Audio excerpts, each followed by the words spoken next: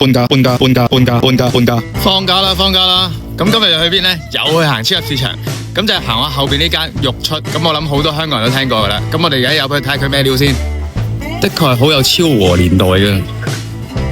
嗱，咁呢間嘢咧出晒名平，食物質素好唔好係見仁見智啦。咁都姑且俾大家睇下啲嘢係咪真係咁鬼平。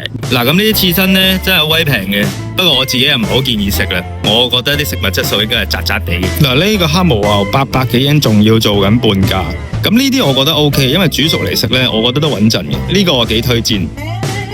嗱，呢個牛肉咧，我覺得 sukiyaki 又好，沙煲咧都唔錯嘅。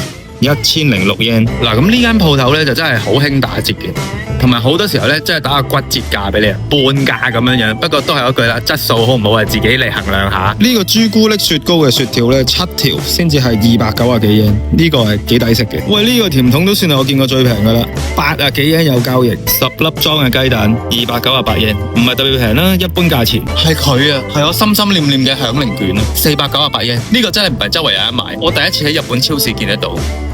有冇人可以話俾我聽呢隻蟹可以點整啊？半價100 yen 到，不過我諗入邊係冇肉嘅。嗱，呢個蝦就平啦，600幾 yen，同埋最特別嘅地方咧，佢係連埋個蝦頭嘅。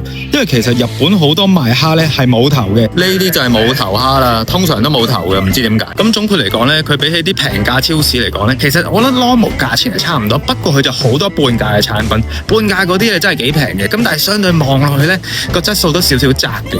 咁我自己唯一最大驚喜咧，就真係見到有響鈴卷。如果大家住喺日本又想買響鈴嘅話咧，就真係呢度買，因為平時我真係未見過。下條影片再見，拜拜。